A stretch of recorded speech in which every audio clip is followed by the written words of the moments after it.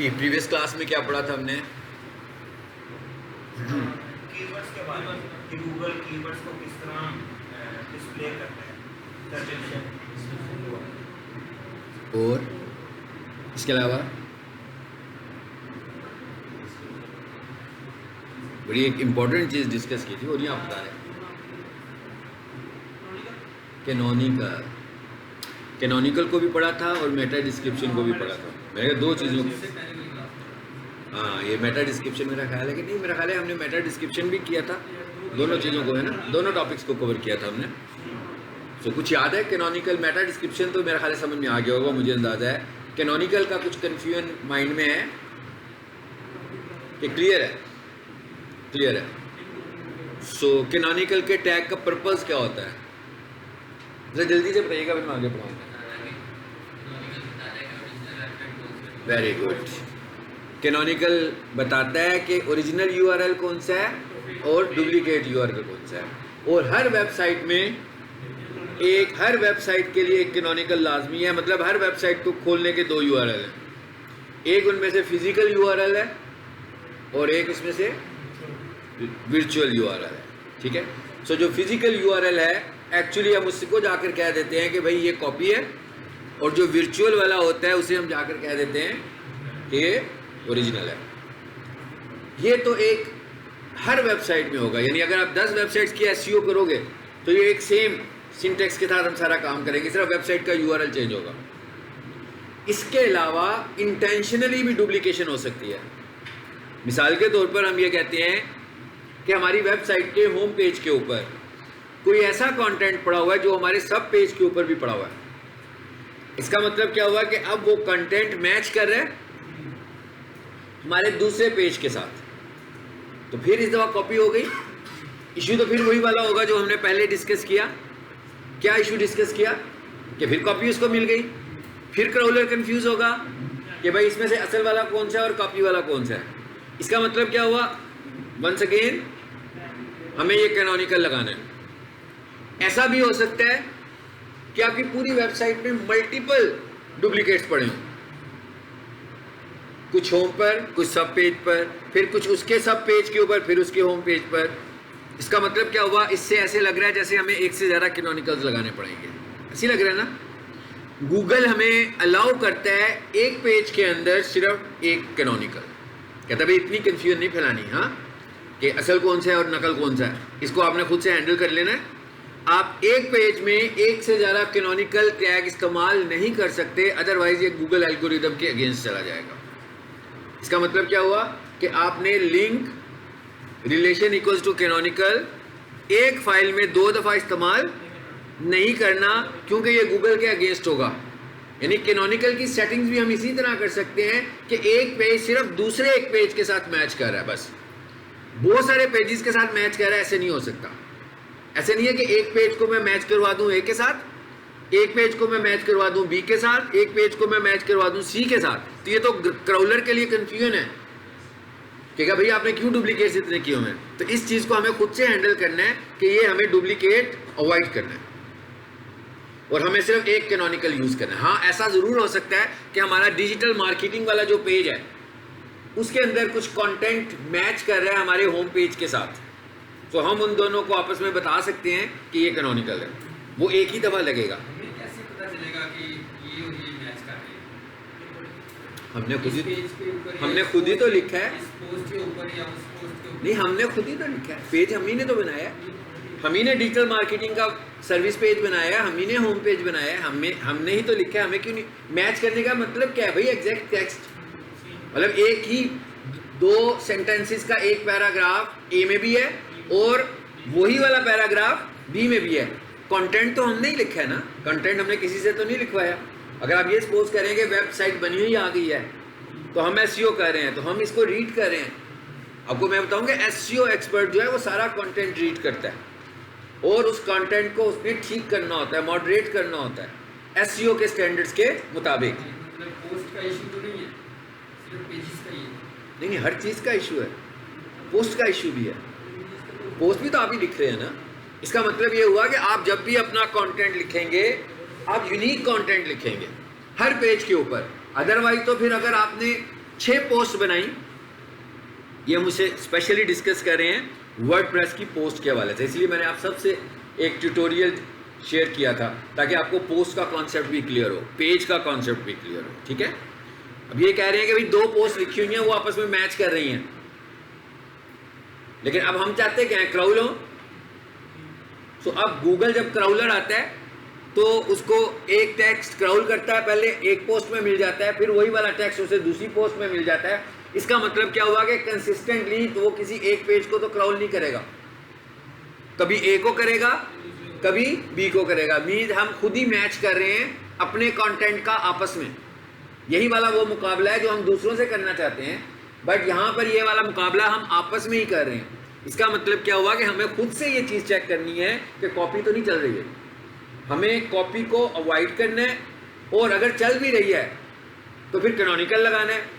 But canonical लगाते हुए ये ज़रूर ध्यान में रखना है कि भाई साहब जब ए पर आएंगे तो कैनोनिकल की वजह से निकल जाएंगे वहाँ से, फिर ए को वो रैंक नहीं करेगा उस टेक्स्ट के लिए, ये भी ध्यान में रखिएगा, उस टेक्स्ट के लिए सिर्फ 2 सेंटेंसेस के लिए उसको रैंक नहीं करेगा, बाकी का जो उसका कंटेंट है वो तो यूनिक है, उसके लिए वो उसको रैंक करेगा। लेकिन मैंने ये कहा कि भाई इसके अंदर जो भी कॉपी पड़ी हुई है ना, असल में वो कॉपी है, और जो ओरिजिनल वाला है वो कुछ हो रहा है। तो जब क्राउलर आएगा तो वो कहेगा भाई पेज पर आएगा, उसको टेक्स्ट भी मिलेगा, फिर कहेगा ये तो कॉपी है, तो क्राउलर को वो रीडायरेक्ट कर देगा कहाँ पर, असल वाले टेक्स्ट के ऊपर, जिसे हम ओरिजिनल कह रहे हैं। ये बहुत वर्चुअल कॉन्सेप्ट है जिसे समझना बहुत ज़रूरी है। इसकी वजह से ही हम क्राउलर को अपनी वेबसाइट पे लाते हैं, नहीं तो क्राउलर लेफ्ट राइट कहीं घूमता रहता है और इंडेक्सिंग नहीं होती हमारी वेबसाइट की, ठीक है।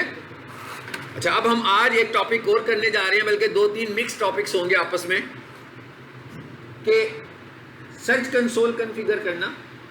सर्च कंसोल क्या होता है, रोबोट्स, साइट मैप, ये 2-3 चीज़ें जो आपस में इकट्ठी, जिनको हमने इकट्ठा इस्तेमाल करना है, इस कॉन्सेप्ट को आज हमने समझना है। सबसे पहले हम समझने जा रहे हैं search console, Google search console. जब हमने कीवर्ड पढ़ा था, याद होगा उसमें से एक पॉइंट हमने ये भी कहा था कि भाई सर्च कंसोल में जाकर देखो सर्च क्यूरीज क्या आ रही हैं, जो सर्च क्यूरीज आ रही होंगी उनको भी हम कीवर्ड थीम के तौर पर इस्तेमाल करेंगे। बट जब किसी की वेबसाइट बिल्कुल ब्रांड न्यू होगी तो उसका सर्च कंसोल तो बना ही नहीं होगा। भाई सर्च कंसोल तो तब बनेगा ना जब हम बनाएंगे। तो हमारे पास तो वेबसाइट आज आई है, डेवलपर को तो पता ही नहीं था इस चीज़ का, हालांकि ये बात बहुत ज़्यादा रिलेट करती है डेवलपर से। ये काम है डेवलपर का, सर्च कंसोल का यूज़, क्योंकि सर्च कंसोल बताएगा कि आपकी वेबसाइट के साथ चल क्या रहा है। तो अगर आप सर्च कंसोल में अपनी वेबसाइट को लेकर ही नहीं जाएंगे तो इसका मतलब है कि आपको बहुत सारी चीज़ों का तो पता ही नहीं लगेगा, टेक्निकल पॉइंट्स का। जो हम टेक्निकल एसईओ की बात कर रहे हैं, मोस्टली टेक्निकल एसईओ के फैक्टर्स कहाँ पे हाईलाइट हो रहे होते हैं, सर्च कंसोल में। क्या आपकी वेबसाइट इंडेक्स हो रही है कि नहीं हो रही है, ये भी हमें कहाँ पे पता लगेगा, सर्च कंसोल में। साइट मैप काम कर रहा है कि नहीं काम कर रहा, वेबसाइट के अंदर कोई इशू तो नहीं है, ऐसा तो नहीं है कि क्राउलर आता है और चला जाता है, हमारी वेबसाइट इंडेक्सेबल है या इंडेक्सेबल नहीं है, हमारी वेबसाइट सस्पिशियस तो नहीं हुई। सस्पिशियस का क्या मतलब होता है, मतलब ऐसा तो नहीं है कि हमारी वेबसाइट में कोई वायरस या कोई हैकर एक्टिविटी करने लगा हुआ है। ये सारी इंफॉर्मेशन हमें कहाँ से मिलनी है, सर्च कंसोल से।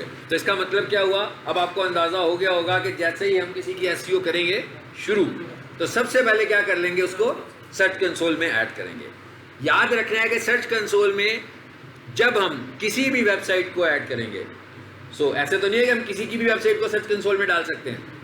गूगल हमसे पूछेगा कि भाई क्या इस वेबसाइट की ऑनरशिप आपके पास है कि नहीं है, तो उसका जो अपना तरीका है पूछने का वही वाला है जैसे आपकी मोबाइल वेरिफिकेशन होती है, तो आपको OTP कोड आता है ना एक, आप मेंशन करते हो तो फिर चल पड़ता है आगे का।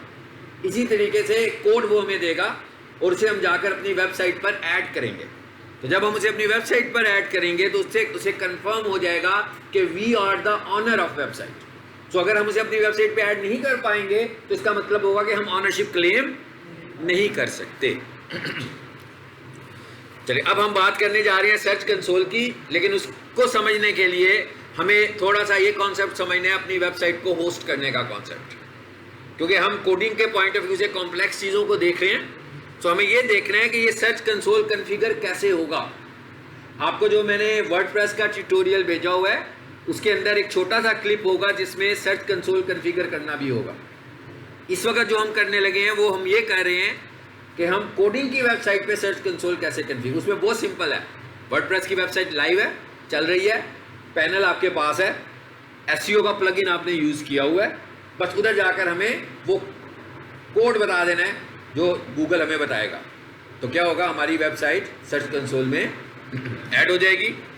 सर यहाँ पर आते हैं, आप ये देख रहे हैं मैंने सबसे पहले ये लॉगिन किया है, ये ना ये होस्टिंग अकाउंट है एक, और आपने इस होस्टिंग अकाउंट में देखा, होस्टिंग अकाउंट का क्या मतलब है कि भाई मुझे अपनी वेबसाइट को लाइव करना है। पहले ये पॉइंट समझें, आपने होस्टिंग खरीदी,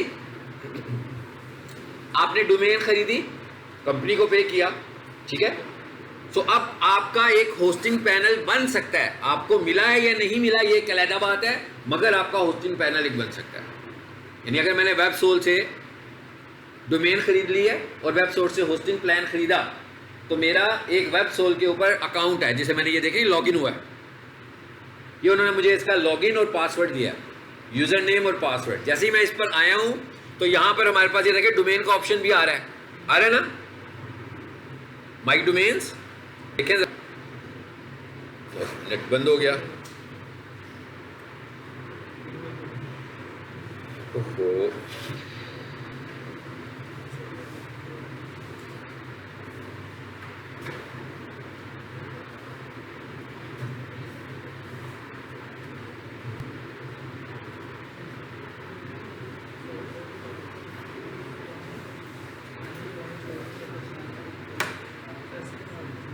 चलो वापस आ गया,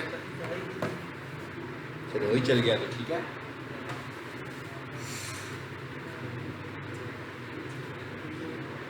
ये लिखा हुआ है माई डोमेन्स, और ये इस पैनल का फायदा ये है कि आप किसी के डिपेंडेंट नहीं है। भाई आपने होस्टिंग खरीदी है, आपने डोमेन खरीदी है, आप खुद ही ऑनलाइन अपना कार्ड इस्तेमाल करते हुए पेमेंट करें और रिन्यू हो जाएगी। आपको किसी के पास जाने की ज़रूरत भी नहीं है, किसी के थ्रू भी ये सारा काम करने की ज़रूरत नहीं है, ये सारा काम आप खुद कर सकते हो। ये लिखा हुआ है जी माई डोमेन्स, इसका मतलब है कि ये डोमेन परचेज हुई है। उसके बाद सर्विसेज,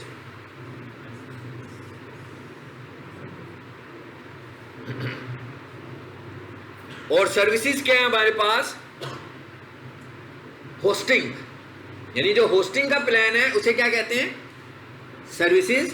और जो आपका नाम है, आपकी वेबसाइट का नाम है abc.com, दैट इज डोमेन, ये हमने अलहदा खरीदी हुई है, इसके लिए हमने अलहदा पे किया हुआ है, होस्टिंग के लिए हमने अलहदा पे किया हुआ है, ठीक है।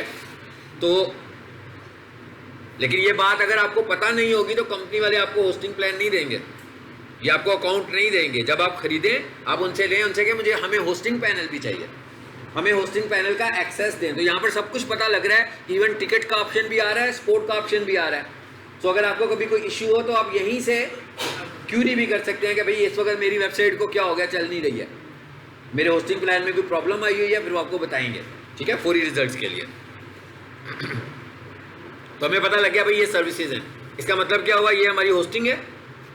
अब ये एक्टिव का जो बटन लिखा हुआ आ रहा है, अब ये जो प्रैक्टिस मैं करा रहा हूँ आपको इस वक्त, ये तो नहीं आप कर पाएंगे ना, सबको पता है। इस वक्त मैंने होस्टिंग प्लान खोला हुआ है किसी क्लाइंट का, तो ये तो परचेज्ड है ना, आपने देख भी लिया, साथ प्राइस भी लिखी हुई आ रही है कि ये बाय किया हुआ एक होस्टिंग प्लान है। तो ये आपके पास तो नहीं होगा जब तक कि आप इसे खरीदोगे नहीं। इसलिए इसकी प्रैक्टिस आप मेरे इस लेसन से ही कर सकते हैं, या फिर उस वक्त कर सकते हैं जब आप इसे परचेज़ करेंगे, ठीक है। मैं बिल्कुल नहीं कह रहा हूँ परचेज़ करना, भाई मेरी वीडियो से देख के कर सकते हैं, जब आपको ज़रूरत पड़े आप उस वक्त परचेज़ करें, जब आपको वेबसाइट को लाइव करना हो, जब आपको डोमेन खरीदनी हो, फिर आप लें। और कोशिश करें कि ये दोनों चीज़ें किसी एक ही कंपनी से लें। दो अलग-अलग कंपनी से लेंगे तो पता लग ही गया होगा कि मैनेजमेंट भी अलग-अलग ही हो रही होगी फिर तो।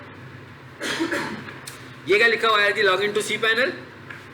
अब जहां पर आपकी वेबसाइट अपलोड हुई है that is called cPanel, ठीक है।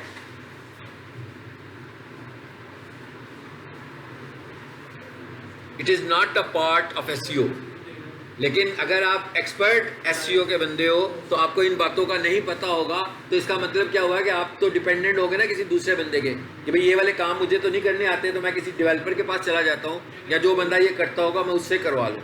तो ये काम हमें पता होने चाहिए। जहाँ पर मैं आया हूँ अगर आपके पास वेबसाइट है, आपकी वेबसाइट लाइव है, तो आपको इन सब बातों का पता होना ज़रूरी है। जी आगे आ जाते हैं जरा। ये मेरा सारा पैकेज आने लगा हुआ है, राइट साइड पे आप देख सकते हैं, लिखा हुआ है सब डोमेन्स इस पैकेज में कितनी है, 5। और क्या कह रहे हैं आपने कितनी बना ली हुई हैं, 2। एलियस डोमेन ये कितनी है, 5। ये सब डोमेन्स और एलियस डोमेन एक ही तरह की चीज़ है, ठीक है। तो कहता है डोमेन का एलियस का मतलब क्या होता है, जैसे आपका निक नेम होता है, दैट इज कॉल्ड एलियस, ठीक है। अच्छा उसके बाद क्या कह रहा है भाई, स्पेस कितनी यूज हुई है, आपके पास कितनी स्पेस है इस पैकेज में, 50 GB की स्पेस है, आपने कितनी यूज कर ली। ऐसा भी हो सकता है कि आपने 50 GB के 50 GB यूज कर लिए हो, पॉसिबल है ना कि आपकी सारी स्पेस यूटिलाइज हो गई है। तो अब आपकी वेबसाइट चलेगी बेला, आपकी वेबसाइट को चलने के लिए भी तो स्पेस चाहिए ना, तो आउट ऑफ स्पेस भी हो जाएगी आपकी वेबसाइट। सो हमें यहाँ से पता लगेगा कि क्या चलने लगा हुआ है, हम इसको देखेंगे तो पता लग जाएगा। जैसे आप अपनी चीज़ें अपलोड करते जा रहे हो भाई, यहाँ पर देखें ईमेल अकाउंट्स भी बनते हैं, बन रहे हैं ना, तो हो सकता है कि आपकी वेबसाइट स्पेस ना ले रही हो, आपके ईमेल अकाउंट स्पेस लेनी शुरू कर दें कंपनी की तरफ से जो यूज़ करने लगे हुए ईमेल को, तो ये तो आउट ऑफ स्पेस होगा।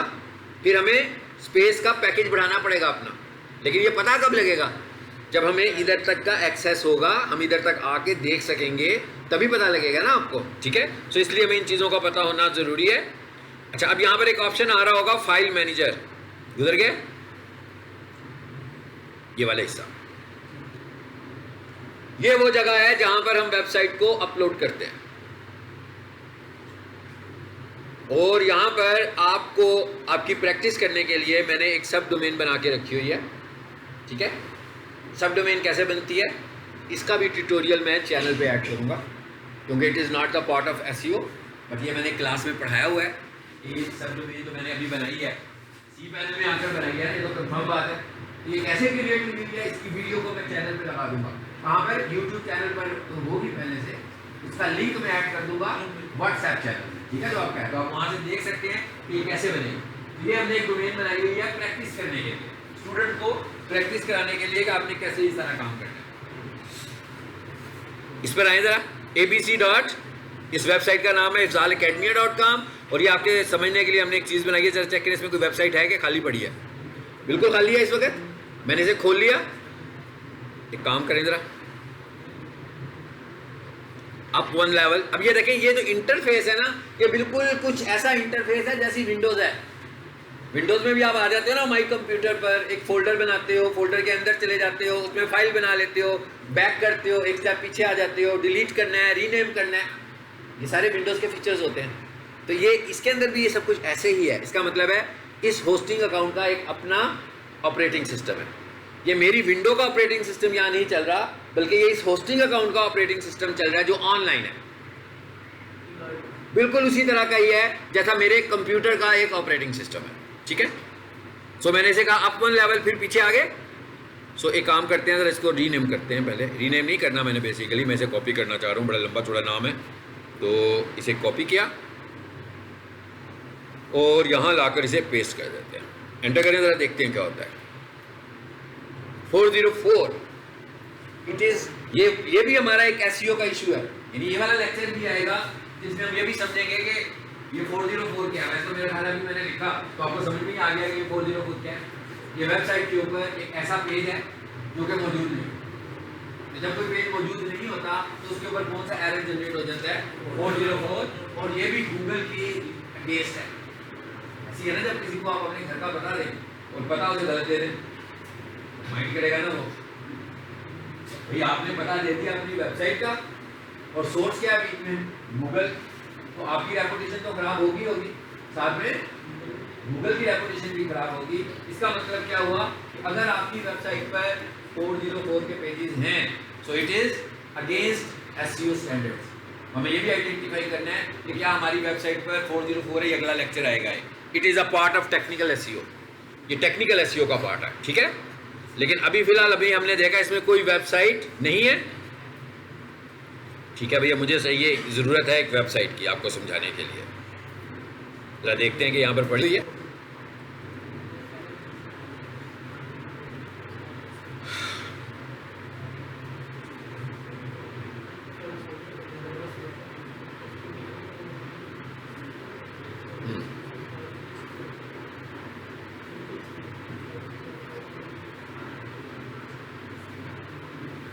ये है जी सोफ़ा टेम्पररी, एक बनाया हुआ मैंने शायद।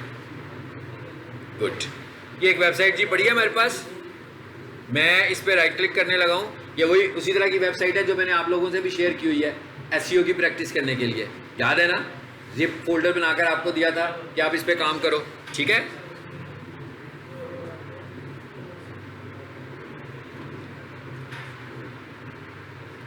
अच्छा, आपको मैंने कुछ इंस्टॉल करने को भी बोला था, याद है ना? 7-zip इस पे नहीं है भाई, इस लैपटॉप पे नहीं है, ठीक है? कर ले जल्दी से। तो मैंने कहा था कि ये फ्री में ही हो जाएगा और जल्दी भी हो जाएगा।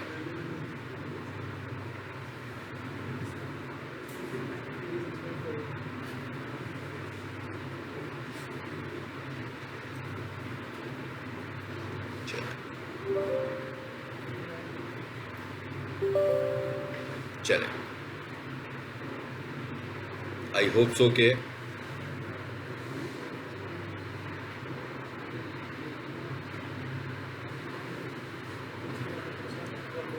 जी। अब मैं क्या करने जा रहा हूं, add to public HTML zip बना रहा हूं भाई। ये मैंने पहले लेक्चर में आपको बताया था, ये सब कुछ करना है।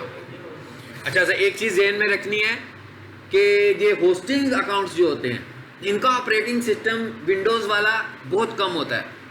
Mostly advance network operating systems होते हैं जिनमें most popular is Linux operating system पे सब होस्टिंग प्लान्स चलते हैं। इसलिए अगर हम कंप्रेशन सॉफ्टवेयर देखें तो बहुत सारे हैं भाई, विनरार भी है। ये वाले जो होस्टिंग अकाउंट्स होते हैं ये सिर्फ सपोर्ट करते हैं जिप फैमिली को, यानी जो जिप फैमिली होंगी, जिप का मतलब विनजिप और 7-zip, उसको अगर हम जिपर के तौर पर यूज करेंगे तो ये उसे सपोर्ट करेंगे। अगर आप विनरार से कुछ कंप्रेस करके लेकर जाएंगे तो ये उसको सपोर्ट नहीं कर रहे होंगे, यानी उस फाइल के साथ ये काम ही नहीं करेंगे। जी आ गया, पब्लिक HTML जिप बन गई, ठीक है? अब मैं जरा पहले फेज में तो ये वेबसाइट अपलोड करने लगा हूं। आप देखिएगा जरा, आप सबको भी पता लगेगा मैं क्या करने जा रहा हूं। अभी आपने देखा था ना कि ABC इफ्जाल एकेडमी में कुछ नहीं था, ब्लैंक पड़ी हुई थी। अब मैं इधर आया हूं और ये अपलोड का बटन प्रेस किया। क्विकली जरा यहां से वही वेबसाइट ऐड कर लेते हैं। आई थिंक मैंने उसे रखा हुआ था 1 में, और यहां पर कहीं थी वेबसाइट टेम्प शायद, है ना? ये कौन से वाली अपलोड करनी है? जिप। कभी भी आपने अनजिप फाइल को अपलोड नहीं करना।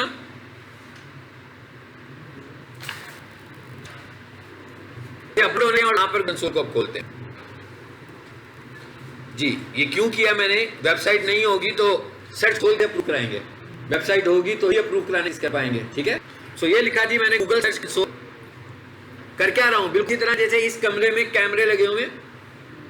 सो इन कैमरों से पूरी क्लासरूम की मॉनिटरिंग हो रही है, यानी आप किसी ना किसी स्क्रीन के ऊपर इस वक्त नज़र आने लगे हुए हैं कि आप कहाँ बैठकर पढ़ने लगे हुए हैं। ऐसे ही है। हम क्या कह रहे हैं? हम चाह रहे हैं कि गूगल भी हमें मॉनिटर करे, आपको नहीं, वेबसाइट को। हमारी वेबसाइट को मॉनिटर करना शुरू कर दे और ये देखे कि हमारी वेबसाइट के साथ क्या चल रहा है। इसके लिए गूगल ने कहा कि आप अपनी वेबसाइट को सर्च कंसोल में अप्रूव कराओ। हम जैसे ही अपनी वेबसाइट को सर्च कंसोल में सबमिट करेंगे तो जब ये काम अप्रूव हो जाएगा उस दिन से गूगल हमारी वेबसाइट को मॉनिटर करना शुरू हो जाएगा। यानी क्या चल रहा है हमारी वेबसाइट पे गूगल हमें बताएगा। अगर आपकी वेबसाइट 3 साल पुरानी है और आज की तारीख तक आपने सर्च कंसोल बनाया ही नहीं अपनी वेबसाइट के लिए, तो गूगल के पास आपकी वेबसाइट का आपको दिखाने के लिए कोई डाटा नहीं है। भाई उसके पास डाटा बिल्कुल मौजूद है अपने लिए, आपको दिखाने के लिए उसके पास कोई डाटा नहीं है। और अगर आपने आज उसको सर्च कंसोल पे अप्रूव कराया तो आज से रिकॉर्डिंग शुरू हो गई है आपके लिए। तो जिसे आप कल देख सकते हैं, 7 दिनों के बाद कुछ बेहतर हो जाएगा, महीने के बाद और ज़्यादा बेहतर हो जाएगा, 3 महीने के बाद काफ़ी बेहतर रिजल्ट्स आपको नज़र आ रहे होंगे कि आपकी वेबसाइट्स कैसे परफॉर्म करने लगी हुई है। चलिए अब हम यहाँ पे आए हैं और इसको स्टार्ट करते हैं, साथ पैरेलल उसको भी देख लेते हैं कि उसके क्या हालात हैं, पूरी अपलोड हो गई है कि नहीं हुई है। चलो ये ग्रीन कलर आ गया, इसका मतलब क्या हुआ जी कि हमारी वेबसाइट अपलोड हो गई है। जरा वापस चलें, लाइव नहीं हुई अभी तक। अभी तक हमने जिप फाइल लगाई है, अभी तो हमने उसको अनजिप किया ही नहीं है। अब देखिएगा जरा, मैं साथ में इसको अनजिप भी करने लगा हूँ। इस दफ़ा मैं अपने कंप्यूटर का सॉफ्टवेयर इस्तेमाल नहीं करने लगा अनजिप का। इस दफ़ा मैं जो होस्टिंग में हूँ ये खुद से अनजिप करेगा इसको। मुझे क्या करना है, सिर्फ इसको राइट क्लिक करना है या ऊपर से कर लेंगे, और ये क्या लिखा हुआ है जी, एक्सट्रैक्ट। यानी पहले मैंने जिप किया था विंडो से, लेकिन यूज़ की थी जिप टेक्नोलॉजी, उसको अपलोड किया, लेकिन सिर्फ जिप टेक्नोलॉजी वाली फाइल, जिप फाइल तो वेबसाइट लाइव चलेगी नहीं, उसे अनजिप करना पड़ेगा जैसे आपने घर में भी किया था। सो हमने यहाँ पे क्लिक किया जी। क्या कह रहा है अभी, कहाँ पर जाने लगा ये सारा डाटा, abc.ifzalacademia.com, इसे एक्सट्रैक्ट कर लेते हैं भाई। इतनी सी बात ही हो गया, ठीक है, फोल्डर आ गया। अच्छा, अब इस फोल्डर का नाम जो लिखा हुआ है, जरा इसकी साइंस को भी समझ लें। होस्टिंग अकाउंट बाय डिफॉल्ट एक सिस्टम फोल्डर बनाता है जिसका नाम होता है पब्लिक HTML। वो जो हम कह रहे थे ना कि ऑटोमेटिकली आपकी वेबसाइट डोमेन नेम से खुलती है, एक्चुअली वो क्या करता है, पब्लिक HTML के अंदर जाकर आपकी इंडेक्स फाइल को या डिफॉल्ट की फाइल को ढूंढता है और उसको रन कर देता है। इस तरह आपका होम पेज चलता है। लेकिन ये किसके लिए है, ये रूट डोमेन के लिए। दो डोमेन है ना हमारे पास, एक है रूट डोमेन और एक है सब डोमेन। ये वाली साइंस रूट डोमेन की है, सब डोमेन की साइंस नहीं है। सब डोमेन पे अगर मैं पब्लिक HTML रखूंगा तो वो उसको खुद से नहीं समझेगा कि इसके अंदर इंडेक्स की फाइल पड़ी है। इंडेक्स की फाइल को वो सिर्फ कहां पे ढूंढता है, रूट डोमेन में, सब डोमेन में नहीं ढूंढता। तो आप देख लें, मैंने भी इसको ले भी आया हूं, जरा यहां पर आए, वेबसाइट को चलाएं, जिसमें भी एरर मैसेज भी आ रहा था कहीं पे। ओवर कर दिया मैंने उसको शायद, है ना। चलो देखते हैं, दोबारा से चला लेते हैं। स्टिल वही मैसेज है। अब हम जरा वापस आ जाते हैं जी। इसका काम है कि खत्म हो गया, भला आपका क्या ख्याल है, आप लोगों का क्या ख्याल है, इस जिप फाइल का कोई काम बचा है कि खत्म हो गया? इसका काम तो इतना ही था ना भाई, फाइल लेकर आना, अनजिप भी कर लिया, तो मैं चाहूं तो इसको बेशक डिलीट कर दूं, मेरी स्पेस ना यूज करे भाई। हाँ, उसको तो मैंने डिलीट कर दिया। कहां से, होस्टिंग में से। अब ये वाला जो फोल्डर है, ये हमें पता लग गया कि ये सब डोमेन में मैंने ऐड किया, तो ये चल तो नहीं रहा अभी तक।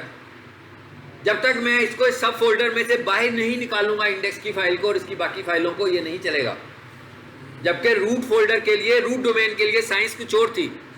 रूट के लिए साइंस क्या थी कि जो भी चीज़ें पब्लिक HTML में पड़ी हैं वो उसको वेबसाइट समझ रहा है आपकी, और उसमें से उसने इंडेक्स फाइल को खुद ढूंढना है। सब डोमेन में ऐसा नहीं होता। सो हमने इसे खोला, भाई बहुत सारी फाइलें खुल गई या पूरी वेबसाइट खुल गई। मैं चाहूँ तो ये मेरी चॉइस है कि मैं इसे सब डोमेन में रख रहा हूँ। भाई किसी की चॉइस ऐसी भी हो सकती है कि वो इसको मेन डोमेन में रखे, मतलब मैं इसे बाई चॉइस सब डोमेन में रख रहा हूँ। सो अब मैं क्या करने लगा हूँ, इन सबको करने लगा हूँ जी सिलेक्ट। ये देखें जरा कहाँ है सिलेक्ट, ये हो गया।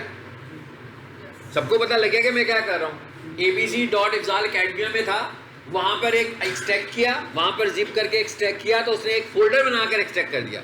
मैं कह रहा हूँ ये गड़बड़ हो गई है, इस तरह वेबसाइट नहीं चलेगी। मुझे उस फोल्डर से बाहर निकालना है और वापस ले आना है कहाँ पर, ABC इफ्जाल अकेडमिया के मेन रूट पर, ABC के अंदर, इफ्जाल अकेडमिया में नहीं बल्कि सब डोमेन में। सो मैंने कहा भाई इसको ज़रा मूव करो। कहाँ है जी मूव की ऑप्शन, कहीं नज़र आ रही है? ये सारी वो कमांड्स हैं जो कि हम विंडोज़ में करते हैं, बट ये होस्टिंग लेवल पे कर रहे हैं। हाँ जी, ये लाइन पढ़ लें बस। कहता है कहाँ लेकर जाना पसंद करते हैं भाई आप, इसको कहाँ लेकर जाना है भला, यहाँ से क्या चीज़ ख़त्म करनी होगी मुझे? सिर्फ ये वाला जो पब्लिक HTML का फोल्डर है, इसे मैं इरेज कर देता हूँ, तो इसका मतलब क्या हुआ, वापस चला जाएगा। और इसको मूव कर दें, चलो खाली हो गया फोल्डर। एक्चुअली वो कहाँ चली गई, मेन पर आ गई। एक लेवल ऊपर जाएं जरा जी। ये पब्लिक HTML में कुछ पड़ा हुआ है कि नहीं पड़ा हुआ? नहीं यार, अभी तो खाली किया सब कुछ। हाँ, नहीं पड़ा हुआ ना, तो इसका मतलब क्या हुआ, एक बैग पीछे करें। काम का है कि नहीं काम का? नहीं काम का। सो कंफ्यूजन इसका भी ख़त्म कर देते हैं भाई, और इसको भी कर दो डिलीट। कहाँ पर है डिलीट, चले। अब आपका क्या ख्याल है, वेबसाइट इस वक्त लाइव होगी कि नहीं होगी? नहीं, मैं उसको चलाऊंगा तो लाइव होगी कि नहीं होगी? अब वेबसाइट लाइव हो चुकी है, क्योंकि मैंने उस फोल्डर में वेबसाइट रख दी है, अपनी पूरा फोल्डर रखा है जिसके अंदर मेरी इंडेक्स फाइल भी मौजूद है। अब जरा इस पेज को दोबारा खोलते हैं।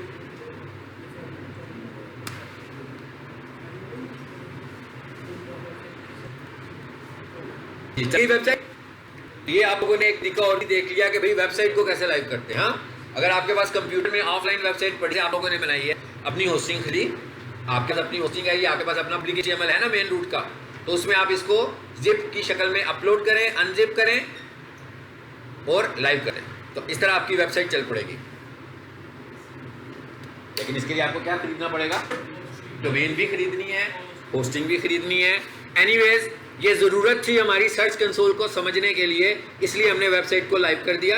अब हम ये सपोज कर रहे हैं कि इस वेबसाइट को हमने गूगल सर्च कंसोल में ऐड करना है।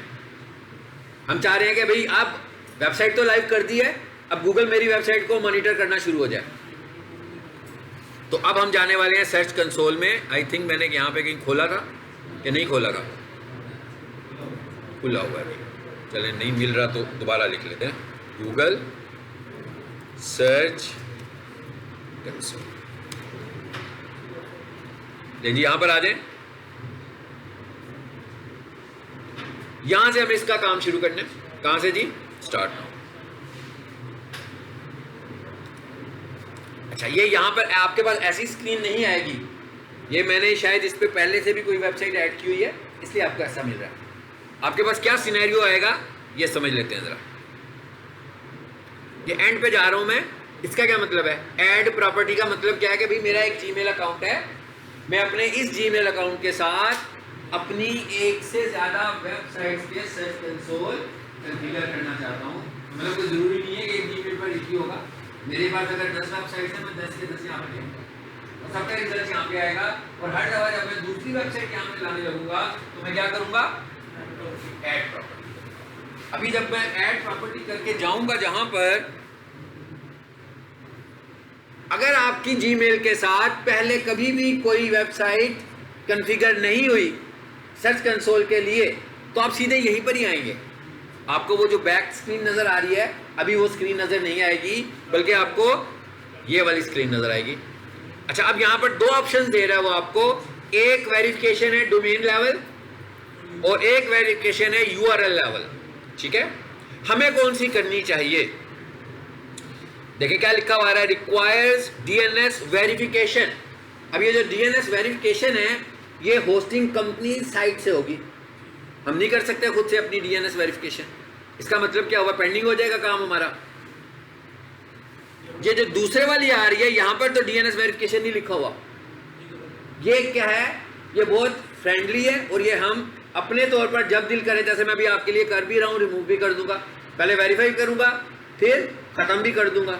तो जब आप ये खास काम करना चाहते हो तो ये आप किस लेवल पे करोगे? इसे यूआरएल लेवल पे। एक तो इसका ये फायदा हुआ, ये बेनिफिट हुआ। दूसरा बेनिफिट क्या है? जब आप डोमेन लेवल पर ये वेरिफिकेशन करोगे तो आपकी एक मेन रूट डोमेन है, रूट डोमेन के अंदर आपके पास 6 सब डोमेन हैं, मगर उन 6 सब डोमेन में से आप तो अभी सिर्फ 2 डोमेन्स को या एक सब डोमेन को गूगल सर्च कंसोल पे ऐड करना चाहते हो। बट डोमेन लेवल का क्या मसला है कि जैसे ही आप पूरी डोमेन का नाम बताओगे तो उसके अंदर जितनी भी सब डोमेन्स होंगी इंक्लूडिंग डोमेन, सब की सभी वेरीफाई हो जाएंगी वंस फॉर ऑल।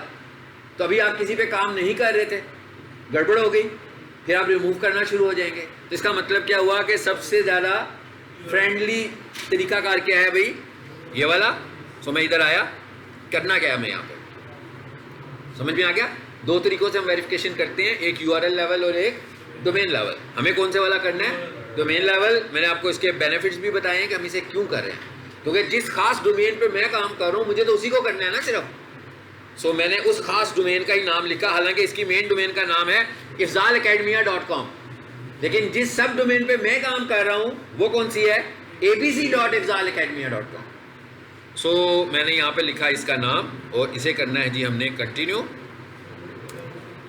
अच्छा भाई, वेबसाइट कहाँ खुली थी जरा? इसको ज़रा एक दफ़ा से कॉपी कर लें दोबारा, वो URL शायद पूरा नहीं था, वो फोल्डर कॉपी किया हुआ था ना मैंने, उसके साथ प्रोटोकॉल नहीं थे। ये आ गया पूरा URL, ये प्रोटोकॉल है भाई, https:// क्या हो गया भाई, हंसने वाली कौन सी बात है? वही पूछ रहा हूँ, मैं भी हंस लेता हूँ। क्या कह रहे हैं आप? भाई की बात पे हंस रहे हैं? भाई की कौन सी बात है? अच्छा, तो वही बात मैंने जो बोली है वो रिपीट कर रहा है, सही है। चलें जी, अब क्या हुआ है? कहता है वेरीफाई ऑनरशिप, कहता है भाई अपनी ऑनरशिप को वेरीफाई करो। उसने हमें कुछ बताया है, क्या दिया उसने हमें? Download the file. उसने हमें एक फाइल दी है, कहता है भाई ये फाइल डाउनलोड करो और इसे जाकर अपनी उसी cPanel में फोल्डर में पब्लिक HTML में जाकर पेस्ट कर दो। सो मैं क्रॉस चेक करूंगा कि जो कोड आपको मैंने दिया क्या वो आपकी वेबसाइट में आ गया। अगर तो आ गया तो मैं उसको अप्रूव कर दूंगा। यानी बेसिकली क्या हुआ, ऑनरशिप वेरीफाइड हो गई। एक तरीका। दूसरा तरीका, जरा नीचे आए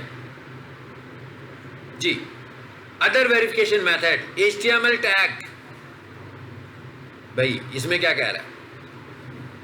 कहता है भाई आपको वेबसाइट के हेड सेक्शन का तो पता ही है, ये जो टैग मैंने आपको दिया है इसे कॉपी करें और इंडेक्स फाइल के हेड सेक्शन में जाकर पेस्ट कर दें।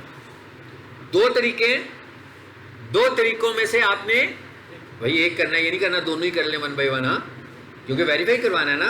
कहता है फाइल से करवाना है तो फाइल से करवा लें, कोड लिख के करना है। अब कोड लिख के करना है तो मीन्स क्या हुआ, मैं फिर वापस जाऊंगा cPanel में, वहां से जाकर इंडेक्स की फाइल को खोलूंगा, एडिट करूंगा, उसके हेड सेक्शन में जाऊंगा, पेस्ट करूंगा, सेव करूंगा, ऐसे ही है ना, और फिर वेरीफाई करूंगा।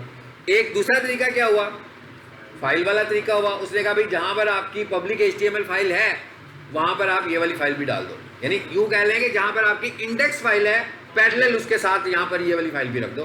तो मैं क्रॉस चेक कर लेता हूँ। सो हम एक तरीका यूज कर लेते हैं भाई, ये वाला गूगल IEB 838E। इसका नाम कैसा लिखा हुआ है आप देख रहे हैं, इसका नाम कैसा है? इसमें वर्ड्स भी हैं और इसमें न्यूमेरिक्स भी हैं। यानी अगर आपको 5-6 फाइलें दिखाई जाएं और आपसे पूछा जाए कि भाई इसमें से सर्च कंसोल की कौन सी अप्रूवल फाइल है, तो इस नाम की जो फाइल होगी भाई, ये नाम चेंज हो सकता है, ये जो आगे से नंबर्स आ रहे हैं ये डिफरेंट हो सकते हैं, मगर इसका नाम शुरू कैसे होगा? गूगल से होगा। तो जो भी फाइल गूगल के नाम से शुरू हो रही होगी वो सर्च कंसोल की फाइल होगी। सो आपने इसको करना है भाई डाउनलोड। पता नहीं मैंने किया पहले कि नहीं किया, नहीं किया। इस पर क्लिक कीजिए जी, आ गई। अच्छा एक दफा और क्लिक करें। अब क्या हुआ, E3 और जो दूसरी दफा मैंने डाउनलोड की E3.1 हो गई। ये E3.1 मैं करूंगा ना तो ये सर्च कंसोल फाइल नहीं है, नाम चेंज हो गया ना उसका। यानी कि नाम चेंज नहीं होना चाहिए। कॉपी करोगे तो भी मुझे इसको रीनेम करना पड़ेगा, 0 को 1 को रिमूव करना है, ब्रैकेट को हटाना है। एग्जैक्टली यही वाली फाइल है जो सर्च कंसोल की फाइल है। ठीक है, ये मैंने इसलिए आपको समझाने के लिए इसको डुप्लीकेट किया। फाइन, अभी क्या करना है भला हमें? अब हमें वापस चले जाना है अपने उस जगह पर जहां हमारी वेबसाइट है, यहीं पर ही है ना जी। ठीक है, पहले जरा चेक कर लें, मैंने कोई पहले फाइल रखी हुई है इसमें? ऐसी रखी हुई है ना, समझाने के लिए रखी होगी ना। पता लग ही गया होगा कि भाई ये वाली है, तो इसको डिलीट कर देते हैं और उस फाइल को ले आते हैं जो अभी हमने खुद से बनाई है। सेम उसी तरीके से अपलोड कर रहा हूं।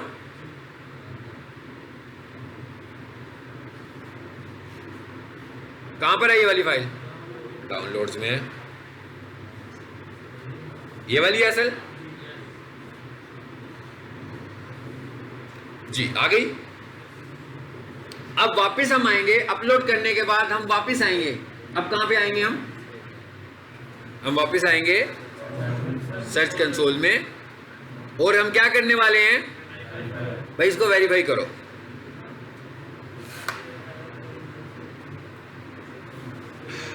जी क्या हुआ? ऑनरशिप, ये रेड कलर में भी आ सकता था अगर ऑनरशिप वेरीफाइड ना होती। अगर मैंने इसको वहां पर कॉपी पेस्ट ना किया होता यानी अपलोड ना किया होता साइट पे तो उसने कहना था कि भाई ऑनरशिप नॉट वेरीफाइड। अब ये क्या लिखा हुआ है जी, गो टू प्रॉपर्टी,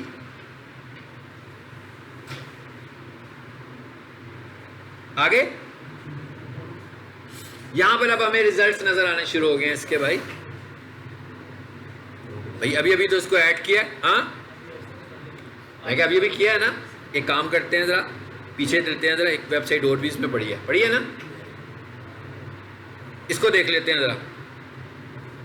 ये तो पहले से ऐड हुई है।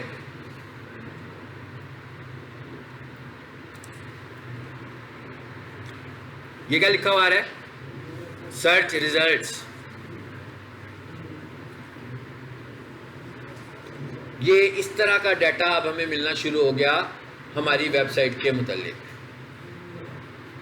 क्या कह रहा है, लास्ट 3 मंथ्स का डाटा है, लास्ट 28 का डेज का डाटा है, लास्ट 7 डेज का डाटा है और लास्ट 4 आवर्स का डाटा है कि भाई क्या हो रहा है इस वेबसाइट के अंदर, हम ये देख रहे हैं। ठीक है, जो अच्छा डाटा होता है, जिस डाटा से हमने किसी नतीजे पर पहुंचना होता है, that is for last 3 months data, क्योंकि इससे जो हमें रिजल्ट्स आ रहे होते हैं वो कंपैरेटिवली बेहतर रिजल्ट्स आ रहे होते हैं, जिनकी बेस पर हम कुछ फैसला कर सकते हैं।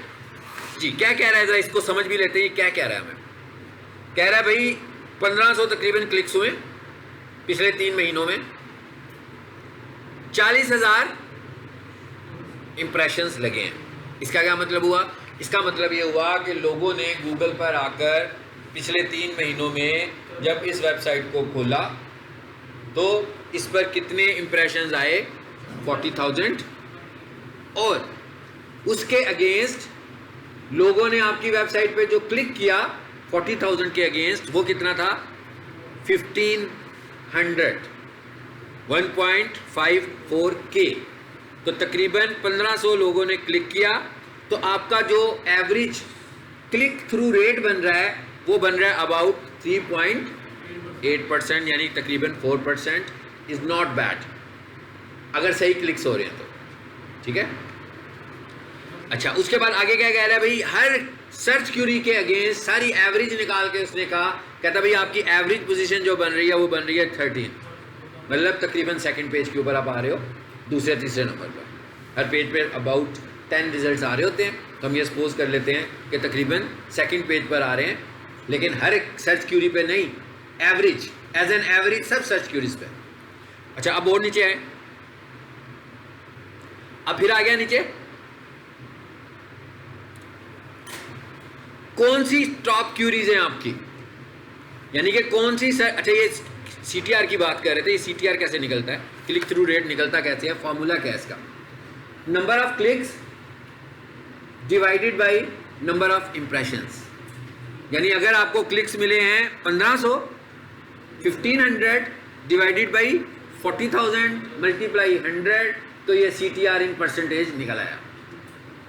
यानी परसेंटेज इसका निकालने का फार्मूला क्या है CTR का, कि क्लिक्स डिवाइडेड बाय इंप्रेशन। बिल्कुल वैसे ही है जैसे आप अपना रिजल्ट निकालते थे भाई, परसेंटेज निकालते थे कि भाई कितने नंबर आए हैं, हमारी क्या परसेंटेज बन गई है। हाँ, लेकिन यहाँ पर क्या है, clicks divided by number of impressions, तो मल्टीप्लाई 100 करेंगे तो ये आपके पास एवरेज CTR आ जाएगा, और ये 4 का CTR इज़ नॉट बैड अगर सही जगहों से क्यूरीज आई हैं। अच्छा अब आए, ये मैं कह रही हूँ अच्छा है ना, इस तरह। अब इससे ज़्यादा अच्छा होगा तो और ज़्यादा अच्छा हो जाएगा, बट इट इज़ नॉट। अगर 1% आ रहा होता तो हम कहते अच्छा नहीं है। जी अब क्या कह रहा है, कहता है ये टॉप क्यूरीज हैं आपकी, जो लोगों ने गूगल पे आकर ढूंढा, सर्च किया, और उसके अगेंस्ट इतने आपको इंप्रेशंस मिले। अब एक एक क्यूरी की बात हो रही है यहाँ पर, एक एक सर्च टर्म की बात हो रही है, तो इसमें इतने क्लिक्स आए। ये रेनी मोरस जो है, ये बेसिकली इस कंपनी का नाम है। सो ये ब्रांड है फ्रांस में, ठीक है। तो इसका मतलब क्या हुआ कि जैसे पीक सोल्यूशन ब्रांड है ना यहाँ पे, तो किसी बंदे ने कंप्यूटर कोर्स करना होता है तो पीक सोल्यूशन लिखेगा, और ऐसा भी हो सकता है कि कोई बंदा कंप्यूटर कोर्सेज भी लिखे, लेकिन ब्रांड भी लिखेंगे ना। किसी ने पिज़्ज़ा खाना होगा तो पिज़्ज़ा हट भी लिखेगा, और पिज़्ज़ा भी लिख देगा फ्लेवर कौन सा खाना है उसको। तो अगर आप ब्रांड बने होंगे तो आपको भी लोग सर्च कर रहे होंगे, और आपकी प्रोडक्ट और आपकी सर्विसेज को भी लोग सर्च कर रहे होंगे। अच्छा, उसके बाद और देखते हैं जी सर, सबसे अच्छे किस पर आए हैं? ये वॉचेस सेल करते हैं। सो पेपिलन वॉच इनकी है, इस पर कितने आए हैं? 2150 इंप्रेशंस। और इसके अगेंस्ट क्लिक्स कितने आए हैं? 78। तो हम इसकी भी अगर CTR निकालें तो हमें पता लग जाएगा 78। अब आप देखेंगे कि कुछ साइटें ऐसी होंगी जिनके CTR बहुत अच्छे होंगे और कुछ के वीक होंगे। ये जो हमें ऊपर नज़र आया ये एवरेज नज़र आया, ठीक है। जैसे मिसाल के तौर पर अगर आप पहले नंबर पर क्या आ रहा है, ये वाला, तो ये तो 4% से बहुत ज़्यादा है ना। मतलब इसको टोटल क्लिक्स आए हैं 176 और इसको टोटल इंप्रेशंस मिले 404। मतलब इसका मतलब क्या हुआ कि किसी बंदे ने भी अगर ब्रांड का नाम लिखा तो उसने अपना पहले ही माइंड बनाया हुआ था कि हम इनसे खरीदेंगे, तो इसका मतलब है कि उसकी कन्वर्जन के चांसेस बढ़ गए। सो यहाँ पर अगर हम और चीज़ें देखें, पेजेस, कौन कौन से पेजेस से आया? Countries, it is most important कि आप गलत जगह पे ट्रिगर तो नहीं कर रहे। अगर आप इन सब जगहों पर बेच रहे हैं जी, सबसे ज़्यादा ट्रिगर्स कहाँ हुए हैं? देखें, इंडिया, ठीक। इसका मतलब क्या हुआ कि इंडिया में ज़्यादा नज़र आ रहा है। अब ज़रा ये साइंस समझिएगा, मैं आपको बताता हूँ क्या है। अगर मैं आपसे ये कहूँ कि अपनी वॉचेस इंडिया में नहीं बेचते, ये अपनी वॉचेस बेचते हैं फ्रांस में, ये अपनी वॉचेस बेचते हैं USA में, तो अब अगर इनको बहुत ज़्यादा इंप्रेशंस इंडिया से मिलना शुरू हो गए हैं तो इसका मतलब क्या होगा कि इनकी SEO में कुछ गड़बड़ है। क्या गड़बड़ है? रीजन टारगेटिंग की गड़बड़ है। अब रीजन टारगेटिंग कहाँ हो सकती है? पार्टली वो कंटेंट में हो सकती है, लेकिन बहुत ज़्यादा वो कहाँ पर होगी? लिंक बिल्डिंग में। जिसने इनकी लिंक बिल्डिंग की है उसके बाद ज़्यादा रिसोर्सेज जो थे वो इंडियन वेबसाइट्स के थे। और दूसरे नंबर पर कौन सा आ रहा है भाई? फिलीपीन। फिर क्या आ रहा है? United states. फिर क्या आ रहा है? पाकिस्तान। इसका मतलब क्या हुआ कि ये इन जगहों पर जो इसको मिल रही है ट्रैफिक, ये वैसे इसकी रेपुटेशन के लिए तो अच्छी चीज़ है, मगर कन्वर्जन के लिए तो ये बिल्कुल ठीक नहीं है। मतलब अब जो इसको लीड्स मिल रही हैं इंडिया से, तो इंडिया में तो ये सप्लाई नहीं करते हैं और ना ही इन्हें इंडिया से लीड जनरेट होती है, बट स्टिल लोग इनकी प्रोडक्ट को इंडिया में देखते हैं, क्लिक भी करते हैं। तो इसका मतलब क्या हुआ कि गलत टारगेटिंग हो गई। ये जो लिंक बिल्डिंग वाला फैक्टर है ये वेबसाइट को बहुत ज़्यादा डैमेज करता है। किस तरह?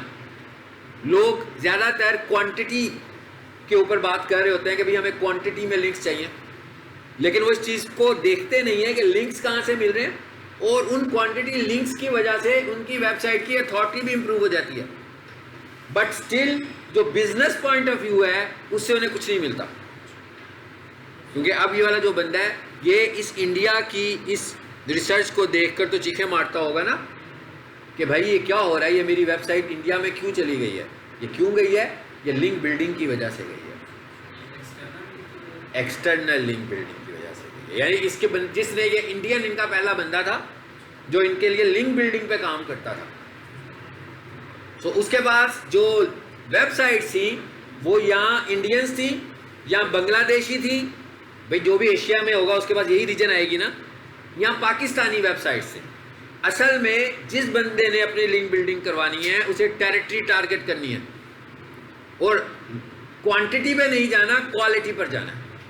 यानी अगर उसको 1000 की बजाय 70 लिंक्स भी मिल जाएं मगर वो रेलिवेंट भी हो और उसकी लोकेशन भी उसी जगह की हो, यानी अब मुझे जो लिंक बिल्डिंग करनी है, अब मिसाल के तौर पर मैं ये कहूँ पाकिस्तान की 5 वेबसाइट्स हैं जिनकी अथॉरिटी अच्छी नहीं है और बांग्लादेश की जो वेबसाइट हैं 50, उनकी अथॉरिटी बहुत अच्छी है मगर वो वेबसाइट रिलेट नहीं करती हूँ इससे, तो क्योंकि मैं उनकी अथॉरिटी अच्छी है तो उसकी वजह से मेरी अथॉरिटी भी अच्छी हो जाएगी बट रेलिवेंसी कम हो जाएगी। तो जब भी हम लिंक बिल्डिंग करते हैं, ये हम लेक्चर लेंगे आखिर में, जब भी हम लिंक बिल्डिंग करें या करवाएं किसी से तो हमें इस चीज़ पे फोकस करना है कि रेलिवेंसी बहुत इंपॉर्टेंट है। यानी मुझे अगर पीक सॉल्यूशन की वेबसाइट के लिए लिंक बिल्डिंग करवानी है, so what is the reason? Pakistan and specially Lahore भाई, इनका एक नया कैंपस फैसलाबाद में भी चल गया, तो हम कह देते हैं भाई लाहौर भी हो जाए और फैसलाबाद भी हो जाए। इवन अगर इनकी लिंक बिल्डिंग इस्लामाबाद में हुई तो इनका तो कोई कैंपस इस्लामाबाद में स्टिल नहीं है। इसका मतलब क्या हुआ कि क्लिक्स आ रहे हैं इस्लामाबाद से, लीड नहीं आ रही है, एडमिशन नहीं हो सकता इस्लामाबाद में उस वक्त तक जब तक ये ऑनलाइन क्लासेस ना ले रहे हो। हाँ, ऑनलाइन क्लासेस ले रहे हो तो एडमिशन हो सकता है। तो इसका मतलब क्या हुआ कि ये स्ट्रेटेजी हमें देखनी है हमने। और पार्टली मैंने कहा था कि कंटेंट का भी रोल होता है, यानी जब आप अपना कंटेंट लिख रहे हो उस कंटेंट के अंदर आपने इंटेलिजेंटली अपनी लोकेशन को डिस्कस करना होता है, ताकि जब कोई बंदा आपका कंटेंट रीड कर रहा हो उसको पता लग जाए कि आप लाहौर में हैं। जैसे हम कहते हैं वो कारपेट वॉशिंग वाला है, अब वो क्या कहता है भाई मैं लाहौर में सर्विसेज प्रोवाइड करता हूँ, तो उसने मुझे लाहौर के एरियाज़ भी बता दिए। सो हम थोड़ा सा कंटेंट ये भी लिखेंगे कि भाई वो लाहौर के किन किन एरियाज़ में सर्व कर रहा है और उसके कितने क्लाइंट्स हैं जो इन एरियाज़ में मौजूद हैं। तो जब ऐसा कंटेंट लिखा होगा तो गूगल को भी पता लग जाएगा कि ये सर्व कहाँ पे कर रहा है, लाहौर में सर्व करने लगा। ठीक हो गया जी, समझ में आ गया पॉइंट। अच्छा, यहां पर एक और ऑप्शन आ रही है, अब जरा देखते हैं, ओवरव्यू पे है। अब इस वेबसाइट को मैंने खोल लिया है, तो इसलिए अब हम एक काम करते हैं, इसी का मैं यूआरएल लिखता हूं, क्योंकि उस पर तो हम नहीं कर सकते ना। आपको पता ही लग गया ना कि वो तो अभी मैंने फर्स्ट टाइम लॉन्च किया है, उसके आपको ये रिजल्ट्स दिखा के मैं बात नहीं कर सकता था, उसमें कोई रिजल्ट नहीं था। चलें जी, इस पे आए।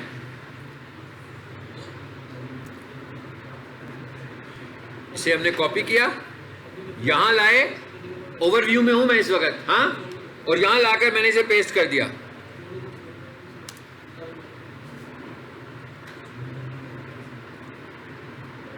जी, मैसेज आ गया, URL इज ऑन गूगल। इसका मतलब क्या हुआ कि ये वेबसाइट इंडेक्स्ड हो रही है, इंडेक्सेबल वेबसाइट है।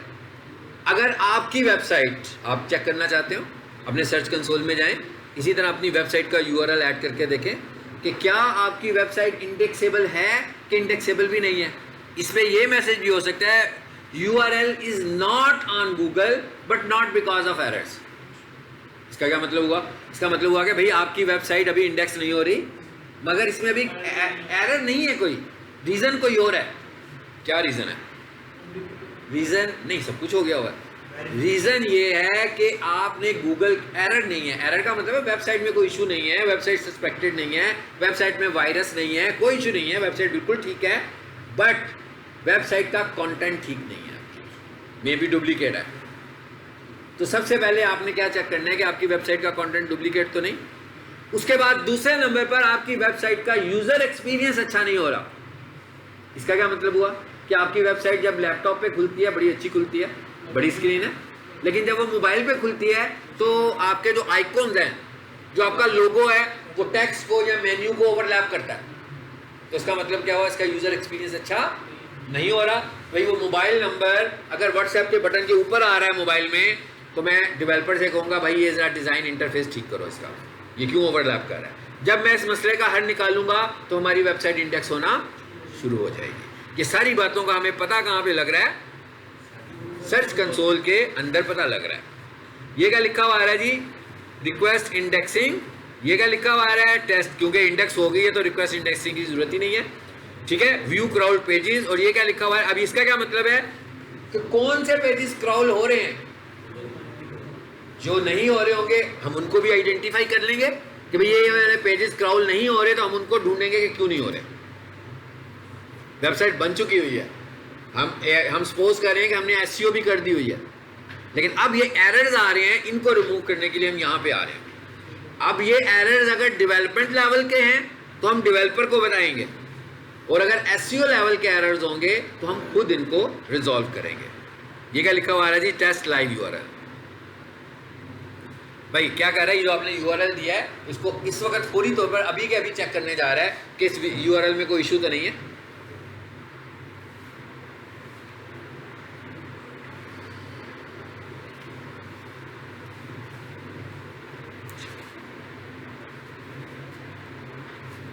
और एक छोटी सी चीज के साथ हम इसे खत्म करते हैं।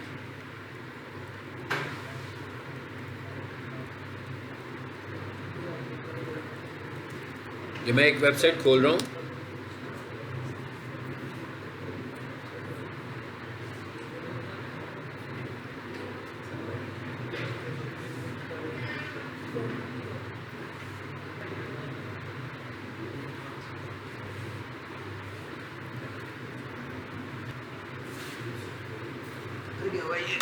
इसको लगा लें। खुल गई है वेबसाइट। अच्छा, इसके नेक्स्ट सब पेज पर आते हैं।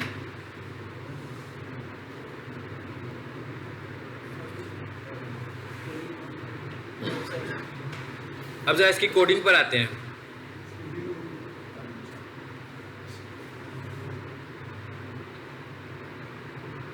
जी, यहां पर ना लाइन नंबर 6 में कोड ऐड किया हुआ है हमने। इसको डिटेल के साथ अगली क्लास में देखेंगे, जरा इस कोड को एक दफ़ा पढ़ लें ताकि जब हम नेक्स्ट क्लास में पढ़ेंगे तो आपको समझ में आएगा। ये मेन पेज तो नहीं था, सब पेज था ये। हाँ, सो सब पेज को मैं क्विक इंडेक्स करवाना चाह रहा था, तो यहां पर मैंने एक मेटा इस्तेमाल किया। अगली क्लास में हम रोबोट्स को पढ़ेंगे। इस पे क्या लिखा हुआ है जी? Meta name equals to robot, content equals to index. इसका क्या मतलब हुआ कि ये मैं कह रहा हूँ कि भाई मेन पेज को तो मेरे क्राउल कर ही रहे हो, इंडेक्स भी कर रहे हो, मुझे लग रहा है इस पेज तक पहुँचने में तुम्हें टाइम लग जाएगा, तो इस पेज को भी इंडेक्स करो। फॉर एग्जाम्पल मेरा पेज ये वाला अभी अंडर कंस्ट्रक्शन है, यानी कि कुछ काम हो गया, कुछ अभी होना है, तो अंडर कंस्ट्रक्शन पेज को तो आप नहीं चाहेंगे कि इंडेक्स हो, गलत इन्फॉर्मेशन चली जाएगी ना। सम टाइम उसके अंदर टेम्पलेट का ही सारा टेक्स्ट आ रहा होगा। सो फिर मैंने ये कहा कि ठीक है, ये नज़र आ रहा है, नज़र आने दो, बट मैं इस इंडेक्स को क्या कर दूंगा? No index. इसका क्या मतलब हुआ कि मैं खुद से ये कह रहा हूँ कि भाई मेरी वेबसाइट पूरी क्राउल हो रही है, मगर ये वाला जो पेज है इसे इंडेक्स नहीं होना चाहिए। फिर जब मुझे लगेगा कि ये कंप्लीट हो गया है तो फिर मैं कहूँगा कि भाई इसको इंडेक्स करना शुरू करो। ठीक है, सो ये टैग है, अगली क्लास में इसको मैं बताऊँगा। ये हर पेज पर हम ऐड कर देंगे ताकि क्विक इंडेक्सिंग हो, ये वाले पेजेस भी हमारे इंडेक्सिंग में जल्दी आ जाएं। ठीक है।